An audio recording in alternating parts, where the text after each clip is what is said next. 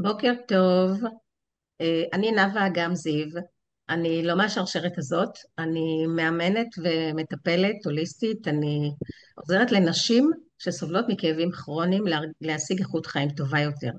היום אני רוצה להציג לכם ולהכיר לכם את מרינה מנוקיאן המדהימה, שהיא אומנית מהממת, מיוחדת, והיא עושה דברים מאוד מיוחדים, ואני אתן לך להציג את עצמך, מרינה. בוקר טוב. בוקר טוב ענב, קודם כל תודה רבה על הזכות להיות פה ולספר את הסיפור שלי. אז אני מרינה מנוקיאן, אמנית, אה, רב-תחומית וגם מאיירת. יצרתי סדרה של נשים פורצות דרך בתחומן, אני אדבר על זה עוד קצת. אה, למדתי אומנות באוניברסיטת תל אביב ואיור דיגיטלי בבצלאל. אני לומדת עיצוב מוצר במכון הטכנולוגי, ולא מזמן סיימתי חממה של הסדנה לאומנות ברמת אליהו. אני כל הזמן לומדת, ובעיקר ההתעסקות שלי היא נשים שפורצות דרך בתחומן, נשים ששברו את תקרת הזכוכית, ובאמצעות הציורים שלהן ולהנציח אותן, אני משאירה חותם באמצעות האומנות שלי. מכניסה לתודעה של אנשים שגם נשים יכולות להגיע להישגים גדולים, שגם אישה יכולה להיות ראש הממשלה כמו גולדה מאיר, ואמן תהיה אחד בזמן הקרוב, ושגם אישה יכולה להטיס מטוס, וראינו במלחמת איראן שהיו כ-16 טייסות ונווטות שהשתתפו בהתקפה. והראשונה הייתה בהיסטוריה, זאת אמיליה ארט, מופיעה פה בציון. הטייסת הראשונה בתקופה שלה היה אסור לנשים ללמוד טיסה, אז היא עבדה בשלוש מקומות עבודה כדי לממן שיעורים פרטיים, וחצתה את אוקיינוס בטיסת סולו, הישג שאף גבר אפילו לא עשה לפניה. וזה מה שאני עושה, אני מציירת, אני מחפשת את הנשים המעוררות השראה ולהעביר לדורות הבאים מסר שאנחנו, נשים, יכולות לעשות מה שאנחנו רוצות. שלא יגידו לנו לא, זה לא מקום שלך. אני עכשיו רואה סדרה טייסות, סדרת יהודית, ואני שומעת בתקופה שלנו, 2025, גברים אומרים לנשים שנמצאות בקורס טייס, כאילו וואי, אישה לא צריכה ללמוד לטוס.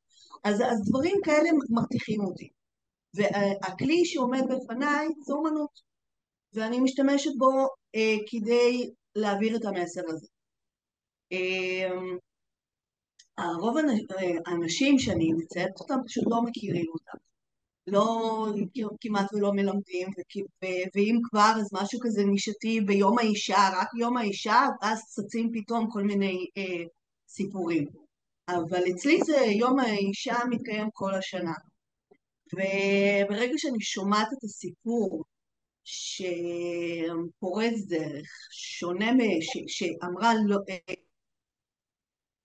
אמרה לא ללא, אז אני מקבלת השראה ומתחילה לצייר אותה, ובדרך כלל הציור הוא בשחור לבן, והאלמנטים שמזהים את ההישג שלה, כמו במקרה של אמיליה ארט, מופיעים על הראש, אז יש לה הרבה מטוסים על הראש.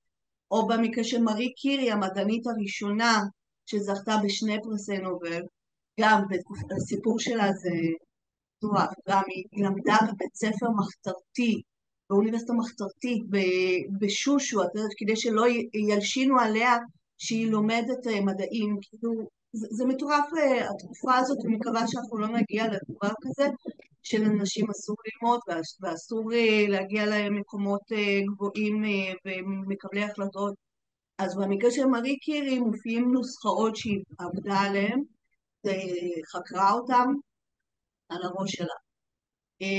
וירג'יניה וולף, גם ההוגה, המניפסט שאישה צריכה חדר משלה, חייבת חדר משלה, כסף משלה, להיות עצמאית בכל דרך הקיימת, ואצלה מופיעים מפתחות על הראש, שהיא תוכל שהמניפסט שלה הפך לחוקים של התנועות הפמיניסטיות, והמאמרים שלה התפרסמו והיא מעוררת השראה עד היום. אנשים לא, במקרה שלה כן מכירים בזכות היצירות הספרותיות שלה. מרינה, איך אני התחלת מתרגשת. לצייר? איך התחלתי לצייר? אני כל הזמן ציירתי. כן. אם זה למגירה, אם זה לעצמי, ויצירה תמיד הייתה דרך ביטוי שלי במקום מילים. במיוחד כשבאתי לארץ בגיל 13, אז השפה לא נקלטה מהר, אז הציור הייתה דרך הביטוי שלי.